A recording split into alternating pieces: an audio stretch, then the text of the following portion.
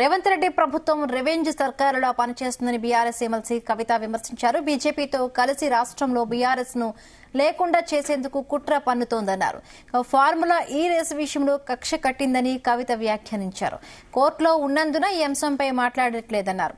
గురుకులాల్లో చాలా దారుణాలు జరుగుతున్నాయని, కొన్ని మాత్రమే బయటకు వస్తున్నాయన్నారు. స్ట్రాంగ్ లోకల్ లీడర్స్ లేకుండా చేయాలని రేవంత్ కుట్ర పన్నారని, పక్క రాష్ట్రంలో ఇదే జరిగిందని అన్నారు. రైతు భరోసా తెచ్చి 30% డబ్బులు ఎగ్గొట్టాలని చూస్తున్నారని విమర్శించారు.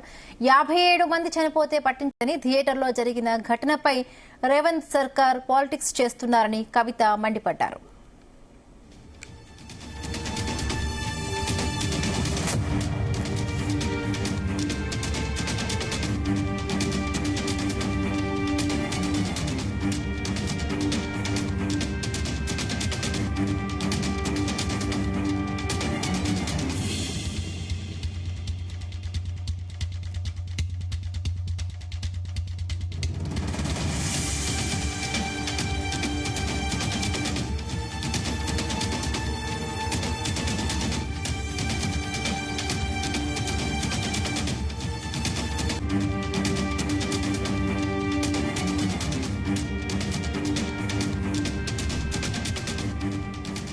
రేవంత్ రెడ్డి ప్రభుత్వం రివెంజ్ సర్కారులా పనిచేస్తుందని బీఆర్ఎస్ ఎమ్మెల్సీ కవిత విమర్శించారు. బీజేపీతో కలిసి రాష్ట్రంలో బీఆర్ఎస్ ను లేకుండా చేసేందుకు కుట్ర పన్నుతోందన్నారు. ఫార్ములా ఈ రేసు విషయంలో కక్ష కట్టిందని కవిత వ్యాఖ్యానించారు. కోర్టులో ఉన్నందున ఈ అంశంపై మాట్లాడట్లేదన్నారు. గురుకులాల్లో చాలా దారుణాలు జరుగుతున్నాయని, కానీ కొన్ని మాత్రమే బయటకు వస్తున్నాయన్నారు. స్ట్రాంగ్ లోకల్ లీడర్స్ లేకుండా చేయాలని రేవంత్ కుట్ర పన్నారని, పక్క రాష్ట్రంలో ఇదే జరిగిందని అన్నారు. రైతు భరోసా తెచ్చి 30% డబ్బులు ఎగ్గొట్టాలని చూస్తున్నారని విమర్శించారు. 57 మంది చనిపోతే పట్టించుకోలేదని, థియేటర్లో జరిగిన ఘటనపై రేవంత్ సర్కార్ పాలిటిక్స్ చేస్తున్నారని కవిత మండిపడ్డారు. ఇదే అంశానికి సంబంధించి మరిన్ని పూర్తి అప్డేట్స్ బ్యూరో చీఫ్ నరేందర్ అందిస్తారు. నరేందర్. రైట్ బిందు, చాలా రోజుల తర్వాత ఎమ్మెల్సీ కవిత తెలంగాణ భవన్ కు వచ్చారు. ముఖ్యంగా పివి నరసింహారావు వర్ధంతి సందర్భంగా కార్యక్రమంలో పాల్గొన్న తర్వాత చిట్చాట్ నిర్వహించారు. చాలా అంశాలు, తాజా రాజకీయాలు, అదేవిధంగా అల్లు అర్జున్ ఎపిసోడ్ కావచ్చు, అట్లా వివిధ అంశాలపై ఆమె మీడియాతో షేర్ చేస్తున్నారు. ప్రధానంగా రాష్ట్ర ప్రభుత్వం రివెంజ్ పాలిటిక్స్ ని ఎంకరేజ్ చేస్తుందంటూ కూడా రేవంత్ రెడ్డి మీద విరుచుకబడింది. ముఖ్యంగా రాష్ట్ర ప్రభుత్వం కమిషన్లకు తెగబడుతుంది, 10% సర్కార్ కమిషన్ కూడా తీసుకుంటుందని కూడా హాట్ కామెంట్స్, ఆరోపణలు కూడా చేసినటువంటి పరిస్థితి చూస్తున్నాం. చిన్న కంపెనీలు, చిన్న ఇండస్ట్రీలకు రావాల్సినటువంటి వాళ్లకు రావాల్సిన అమౌంట్ ఇంతవరకు కూడా బకాయిలు చెల్లించట్లేదు, పెద్దవాళ్లకు మాత్రము దోషి పెడుతుందంటూ కూడా కవిత ఆరోపణ చేయడం జరిగింది. అంతేకాకుండా గురుకులాల్లో చాలా జరుగుతున్నాయి. ఇప్పటికే 59 మంది దాకా విద్యార్థులు చనిపోయారు. వాళ్ళకి ఇంతవరకు ఎక్స్గ్రేస్ ఇవ్వలేదు. 25 లక్షల రూపాయలు తక్షణమే ఎక్స్గ్రేస్ ఇవ్వాల్సిన అవసరం ఉందంటూ కూడా ఆమె చెప్పడం జరిగింది. అల్లు అర్జున్ ఎపిసోడ్ లో సంధ్యా థియేటర్ జరిగినటువంటి దాంట్లో అమౌంట్ రాష్ట్ర ప్రభుత్వం కూడా చెల్లింది, నష్టపరిహారం చెల్లించింది.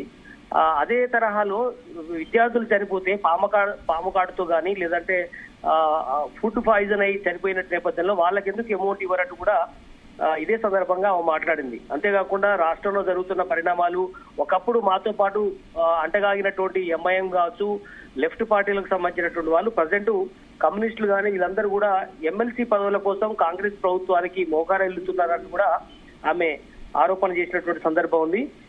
అంతేకాకుండా ఫీజు రియంబర్స్మెంట్ ఇంతవరకు ఇవ్వట్లేదు, పెన్షన్స్ పెంచట్లేదు, వృద్ధులు ఎంతో కాలంగా ఎదురు చూస్తున్నారు. దాదాపు సంవత్సరం అయింది రాష్ట్ర ప్రభుత్వం అధికారంలోకి వచ్చిన తర్వాత. కాంగ్రెస్ సర్కార్ ఇంతవరకు పెన్షన్లు పెంచలేదు, అదేవిధంగా వివిధ రకాల స్కీమ్స్ ఇంతవరకు కూడా ఇలా రైతు బంధు అమౌంట్ రాలేదు.